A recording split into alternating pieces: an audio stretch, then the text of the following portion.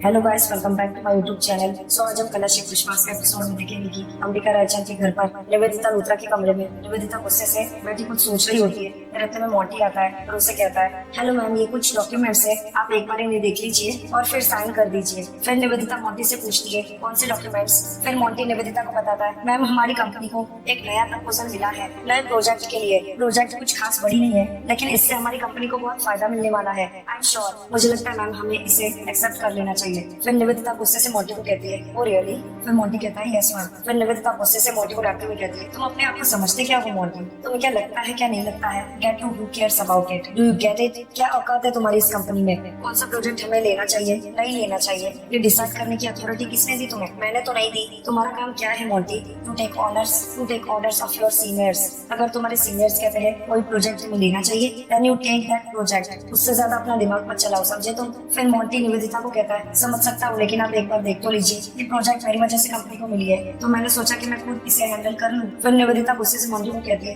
And which who will told you कि तुम कोई भी प्रोजेक्ट हैंडल कर सकते हो? प्रोजेक्ट हैंडल करने के लिए जो काबिलियत चाहिए वो है तो? I don't think so. फिर मोंटी निवेदिता को कहता है, लेकिन मैम, कुछ दिन पहले आपने ही कहा था कि मैं बहुत काबिल हूँ काम के मामले में, भूल गई? फिर निवेदिता मोंटी को कहती है, are you arguing with me? हाँ, do me a favour and just get out of here. फिर मोंटी गुस्से से निवेदिता को कहता है, मैं चला जाऊंगा मैम, लेकिन आप शायद एक बात भूल चुकी है कि इस घर में मैं एक अकेला इंसान हूँ जो हमेशा आपकी साइड लेता है। आप तो जानती है बाकी लोग किस तरह से आपसे पेश आते हैं, और आप है कि आप एक वफादार एम्प्लॉय के साथ इस तरह से बिहेव कर रही है, इस तरह से इंसल्ट कर रही है, बिल्कुल ठीक नहीं होगा आपके लिए। मैं ही एक अकेला इंसान हूँ जो अंबिका के साथ लड़ाई में आपके साथ खड़ा हूँ। आज आप मेरी काबिलियत पर ऐसे शक कर रही है, आप मेरी बॉस है, मुझे कहने का कुछ भी हक नहीं है। आप जो भी कहेंगी मुझे वो करना होगा। इतना बोल के जैसे ही मोंटी जाने लगता है, निवेदिता अपने मन में कहती है, मोंटी इज राइट, मुझे इतनी बुरी तरीके से ट्रीट नहीं करना चाहिए था उसे। I don't know what is wrong with me. बिना सोचे समझे कुछ ज्यादा ही रिएक्ट कर जाती हूँ। अपना सारा गुस्सा और फ्रस्ट्रेशन मोंटी पर ही निकाल दिया मैंने। मैं क्यों भूल जाती हूँ कि इस घर में मोंटी ही है जो हर बार मेरा साथ देता है,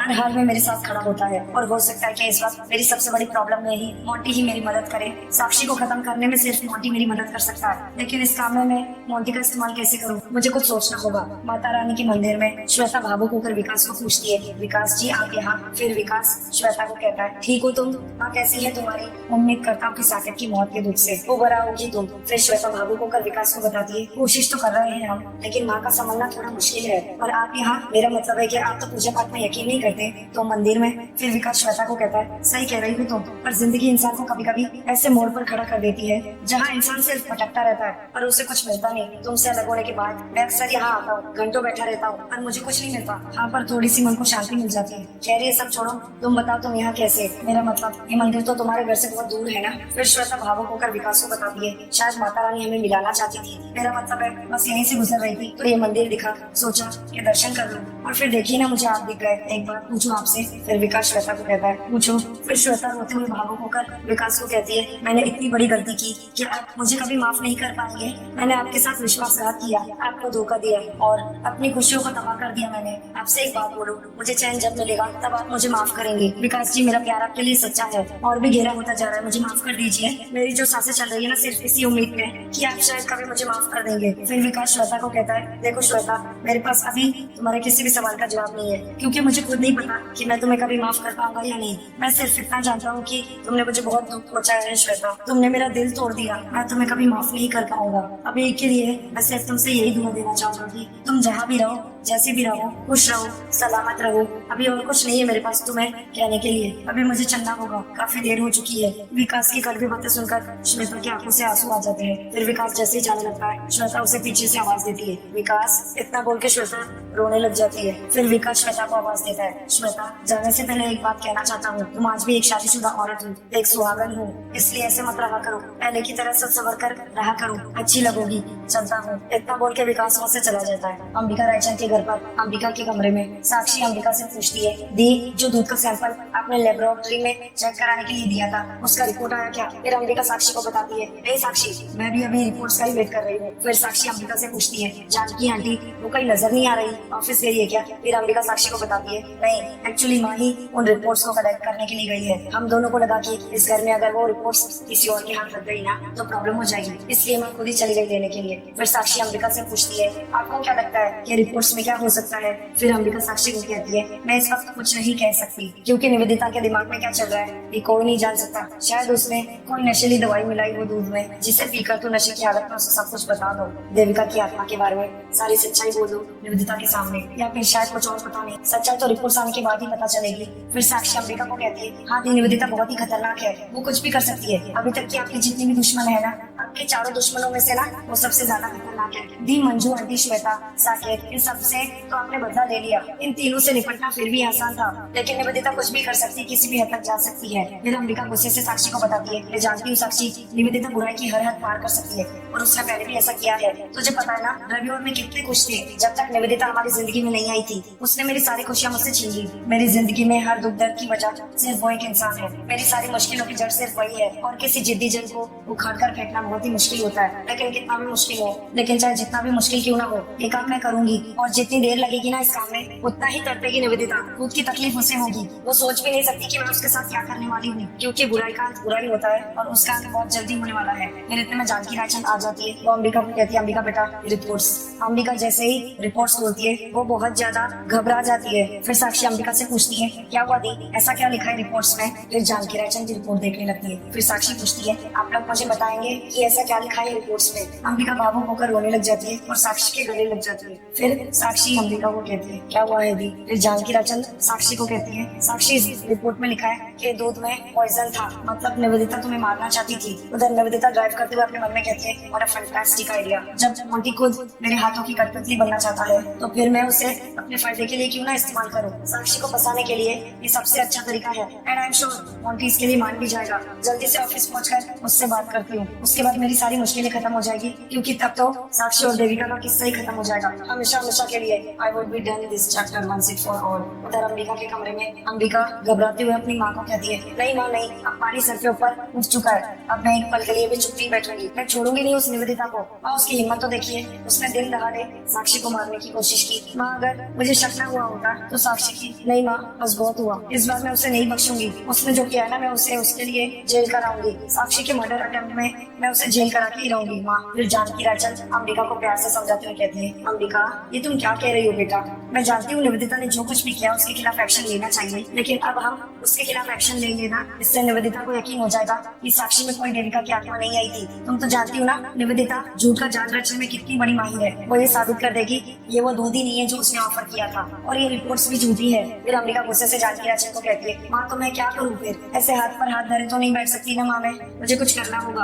आप निवेदिता की हिम्मत देख रही है, उसने मेरे सामने साक्षी को मारने की कोशिश की। आपको पता है ना साक्षी कितनी इंपॉर्टेंट है मेरे लिए, मेरी बहन की जान जोखिम में है, उसकी जान का रिस्क नहीं ले सकती माँ मैं। माँ सोचिए अगर साक्षी ने दूध पी लिया होता तो। नहीं, मैं अपने बदले के लिए अपनी बहन की बलि नहीं चढ़ा सकती। आज तक वैसे ही साक्षी ने मेरे लिए बहुत कुछ किया है। नहीं, मैं इस बार निवेदिता को नहीं छोड़ूंगी। और वो क्या करेगी, एक बार सबूत मिटाएगी ना, एक बार मुझे झूठा साबित करेगी, मैं और सबूत लाऊंगी उसके खिलाफ। वुमेन गंगा जिसने साक्षी को दूध पिलाया था, मैं उससे गवाही दिलवाऊंगी निवेदिता के खिलाफ। निवेदिता के कहने पर ही उसने साक्षी को दूध दिया था। फिर जानकी रायचंद अंबिका को कहती है, इससे कोई फायदा नहीं होगा बेटा। तुम्हें क्या लगता है वो गंगा नौकरानी उसके खिलाफ मुंह खोलेगी? अब किस नहीं, निवेदिता ने उसे भी धमकी दी होगी, तभी तब वो इस काम को करने के लिए राजी हुई होगी। अंबिका बेटा, निवेदिता के अंदर बुराई फूट के भरी हुई है, हमें जल्दबाजी में कोई भी कदम नहीं उठाना चाहिए। बेहतर हमें यही करना होगा कि हम जिस रास्ते पर चल रहे हैं उसी रास्ते पर चलना होगा। अगर जल्दबाजी की ना तो हमारे आगे सिर्फ हार लगेगी और सिर्फ हार, और कुछ नहीं। फिर साक्षी अंबिका को कहती है, आंटी एकदम सही कह रही है, जल्दबाजी में हम कोई गलत कदम नहीं उठा सकते। फिर अंबिका भावुक होकर साक्षी को कहती है, साक्षी तू मेरी बात नहीं समझ रही है, निवेदिता तुझे मारने के लिए किसी भी हद तक जा सकती है और मैं कोई रिस्क नहीं ले सकती। अब तुझे खो नहीं सकती हूँ साक्षी।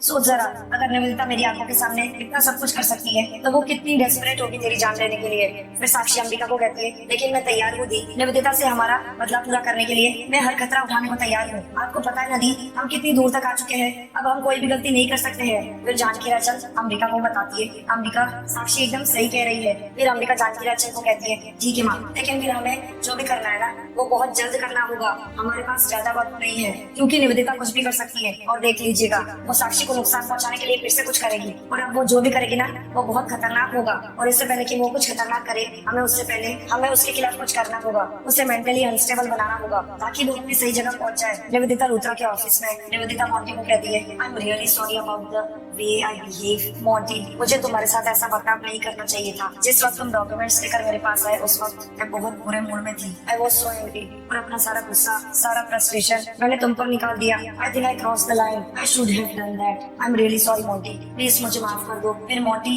निवेदिता को कहता है, मैं आपकी बातों का बुरा नहीं मानता, मैं समझ सकता हूँ कि इन दिनों आप किन हालत से गुजर रही है। फिर निवेदिता मोंटी को कहती है, एक तुम ही जो हो जो मुझे समझते हो हमेशा, चाहे मैं कुछ भी कहूँ कुछ भी करूँ, I can really trust you, you can have a look. मैंने सारे डॉक्यूमेंट्स पर साइन कर दिए हैं, अभी ये प्रोजेक्ट तुम्हारे कंट्रोल में है, you can do what you like it and you know what, I am very sure कि तुम इस प्रोजेक्ट को बहुत ही सक्सेसफुल बनाओगे। फिर मोंटी निवेदिता को कहता है, okay ma'am thank you so much. फिर निवेदिता मोंटी को कहती है, थैंक यू की बात नहीं है मोंटी, कभी मत कहना, गुस्से में मैं भले जो कुछ भी कह दूं, पर तुम्हारी काबिलियत पर कभी शक नहीं किया है। मैं जानती हूँ तुम बहुत काबिल हो, देखो ना इतने कम समय में कितना कुछ अचीव कर लिया तुमने, और इस पूरे ऑफिस में सिर्फ तुम ही हो मोंटी जिस पर मैं आंख बंद करके पूरा विश्वास कर सकती हूँ। फिर निवेदिता मोंटी को कहती है, यू नो व्हाट मोंटी, मुझे तुमसे एक और बात कहनी है। मैं एक बहुत बड़ी प्रॉब्लम में फंस गई हूँ और उस प्रॉब्लम से बाहर निकलने में मुझे तुम्हारी मदद की जरूरत है। फिर मोंटी निवेदिता को कहता है, बिल्कुल मैम, मैं आपका वही वेल विशर हूँ, मैं आपकी मदद करने के लिए कुछ भी कर सकता हूँ मैम। मैम बताइए ना हुआ क्या है, मतलब क्या प्रॉब्लम है बताइए। फिर निवेदिता मोंटी को कहती है, ओके। फिर निवेदिता मोंटी को बताती है, मुझे शक है कि तुम्हारी वाइफ साक्षी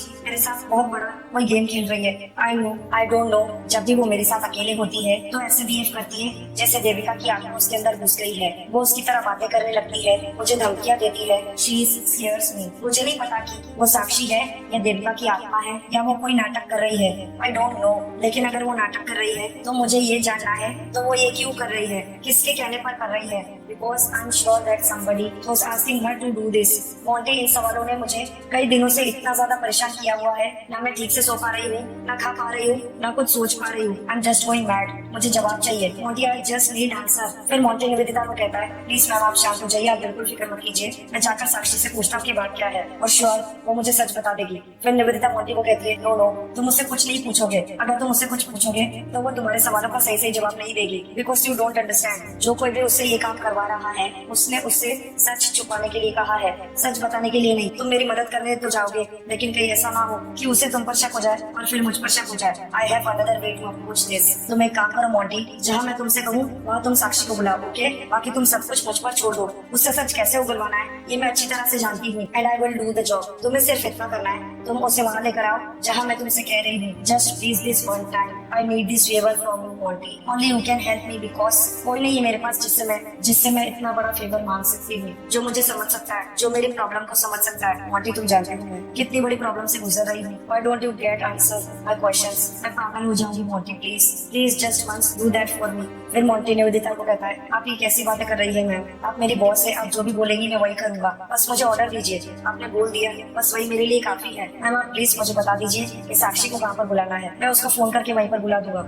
ऑफिस में रवि मुझसे ही कहता है, आज का अपने दिल क्यों नहीं लग रहा, अंबिका की बहुत याद आ रही है, एक काम करता हूँ अंबिका को कॉल करता हूँ, इसी बहाने उसकी आवाज भी सुनूंगा और बात भी करेगी। उधर अंबिका के कमरे में तीनों ही बहस कर रहे होते हैं, प्लानिंग कर रहे होते हैं। फिर इतने में अंबिका को रवि की कॉल आती है, फिर अंबिका सबको बताती है, हाँ रवि मुझे कॉल कर रहा है। फिर अंबिका हेलो कहती है, फिर रवि कॉल पर अंबिका को कहता है, मैंने तुम्हें कॉल पर डिस्टर्ब तो नहीं किया। फिर अंबिका रवि को कहती है, नहीं रवि डिस्टर्ब नहीं किया, बताओ क्यों फोन किया तुमने। फिर रवि अंबिका को कहता है, मतलब अपनी पत्नी को फोन करने के लिए, मतलब तुमसे कोई, यार पति हूँ तुम्हारा, मेरा हक बनता है, और वैसे तुम्हारी बहुत याद आ रही थी तो मुझे लगा कि मैं तुम्हें कॉल कर लेता हूँ, तो बस कॉल कर लिया। फिर अंबिका कॉल पर रवि को कहती है, Ravi if you don't mind मैं तुम्हें थोड़ी देर में फोन करूँ, एक्चुअली मैं वहाँ से कुछ इंपॉर्टेंट बात कर रही थी, मैं फ्री होकर कॉल करती हूँ तुमको। फिर रवि अंबिका को कहता है, हाँ ठीक है मैं वेट करता हूँ, लेकिन कॉल करना भूलना मत, मैं वेट कर रहा हूँ तुम्हारे लिए। फिर अंबिका रवि को कॉल पर कहती है बाय। फिर रवि भी अंबिका को कहता है बाय टेक केयर, इतना बोल के रवि कॉल कट कर देता है। फिर जानकी राजन अंबिका से पूछती है, सब ठीक है ना। फिर अंबिका बताती है, हाँ सब ठीक है, हाँ ऐसे ही फोन किया था हालचाल पूछने के लिए। फिर अंबिका कहती है, अब आगे का प्लान क्या होगा हमारा।